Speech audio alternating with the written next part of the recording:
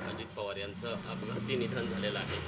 काय आहेत आपल्या आठवणी? विश्वास बसत नाही आहे की अजितदादा, महाराष्ट्राचे दादा हे आपल्यातून निघून गेले. जेव्हा सकाळी न्यूज आली की प्लेन क्रॅश झाला, तेव्हा मनात सगळ्यांनी प्रार्थना केली की त्या प्लेनमध्ये अजितदादा नसावे किंवा उपचारासाठी हॉस्पिटलमध्ये. पण मग काही क्षणानंतर न्यूज आली की दादा त्या क्रॅशमध्ये गेले आणि अंगावर असा शहारा येतो. कारण का एवढे जवळचे संबंध. मला एक लहान बहीण म्हणून नेहमी ते बघायचे. कौटुंबिक नातं होतं. 2 महिन्यापूर्वीच मी माझी बहीण त्यांना आमंत्रण द्यायला गेलेलो माझ्या भाचीच्या लग्नासाठी आणि नेहमी काय गं प्रणिती असं म्हणायचे. मी जेव्हा फोन करायची ढिकले म्हणून त्यांचे पी ए असायचे, दादांशी बोलायचे, डायरेक्ट दादा बोलायचे. माझ्या मतदारसंघासाठी दादांनी खास निधी पण दिलेली. अजून त्याची कामं आपल्याला होताना दिसत आहेत. मी MLA होती, आमदार होती, तेव्हा पण दादा बोलून त्यांना अभिमान वाटला जेव्हा मी पहिल्यांदा निवडून आली आणि नेहमी मला गाईड करायचे की हे असं ते असं.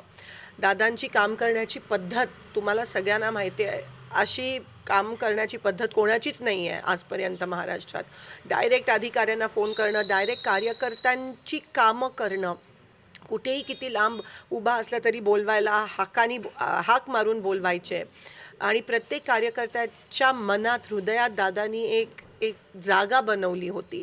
आज कोणत्याही पक्षाचा असला तरी आज त्याच्या डोळ्यात अश्रू आलेत की दादा महाराष्ट्राचा अजितदादा नाही आहे. 2-3 महिन्यापासून दादा दिलखुलास बिनधास्त म्हणजे जगत होते. जिल्हा परिषद इलेक्शन्स आहेत. दादा एक वेळेसाठी खूप पर्टिक्युलर होते. जर 9ला मीटिंग असायची तर 9ला 10 मिनटं असताना ते तिथे उपस्थित असायचे आणि सारखं एकदम हेक्टिक लाईफस्टाईल. ते ज्या विमानातून गेले, आज त्यांचा तो क्रॅश झाला, ते पण बारामतीमध्ये स्वतःच्या गावात क्रॅश होणं, ह्याच्यापेक्षा धक्कादायक काय न्यूज असू शकते. ते विमान, त्याच विमानातून ते सोलापूरला अनेकदा आले. ते त्यांचं नेहमीचं सॉलिड विमान होतं VSR.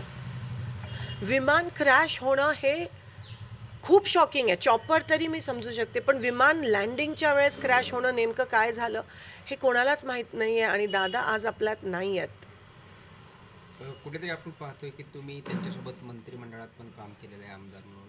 काय त्यांच्या आठवणी? मी पहिल्यांदा आमदार झाली 2009मध्ये. तेव्हा दादा बघितलं मला विधानसभेत आणि अभिमान वाटला त्यांना. तेव्हा आम्ही सगळे एकत्र होतो आणि तेव्हा दादांचं स्वप्न अनेक वर्षाचं मुख्यमंत्री बनायचं. पण कधी कधी ना मुख्यमंत्र्यांकडे कमी आणि दादांकडे आम्ही जास्त जायचो आणि हक्काने ते बोलवायचे, बसवायचे, काम निधी द्यायचे प्रत्येकाला, कार्यकर्ता असेल, आमदार असेल. आणि दादांची काम करण्याची पद्धत मला माहिती आहे. बोरामणी एअरपोर्टसाठी जेव्हा मी त्यांच्याकडे सकाळीची वेळ दिलेली, आज फोन केला तर म्हणायचे उद्या ये तू, आपण करूयात. आणि मी उद्या सकाळी दुसऱ्या दिवशी पोचायची, डायरेक्ट बोरामणी एअरपोर्टसाठी फोन करून हे 20 कोटी बोरामणी एअरपोर्टसाठी दे सँक्शन करायचे आणि दुसऱ्या दिवशी त्याचं GR निघायचं. हे विकास कामाबद्दल त्यांना एक जी जाणीव होती ना, आणि कधी स्वार्थ आणि एक घाव दोन तुकडे, जे काही ते तोंडावर बोलायचे, दिलखुलासपणे बोलायचे. एकाला जर एकाचं काम करायचं असेल, कोणत्याही पक्षात असते तर ते दादा काम करायचे आणि ह्याच्यामुळे त्यांच्यावर टीका पण अनेकदा पण झाली. पण दादांना त्याची पर्वा नसायची.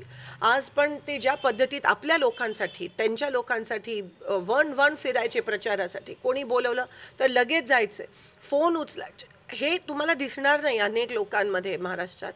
आणि म्हणून आज एक खूप मोठी पोकळी निर्माण झाली आहे. कारण का दादा गेले, विश्वास होत नाही आहे. आता पण त्यांच्या मिसेस, आज पार्लमेंटचा पहिला दिवस आहे, आज प्रेसिडेन्शियल ॲड्रेस आहे, पण आम्ही काही जण जाऊ शकलो नाही जिल्हा परिषद इलेक्शनमुळे.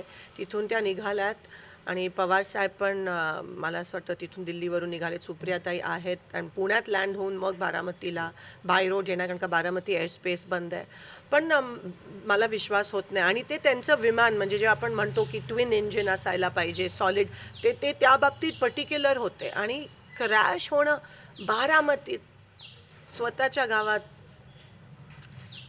खूप मोठा लॉस महाराष्ट्रासाठी.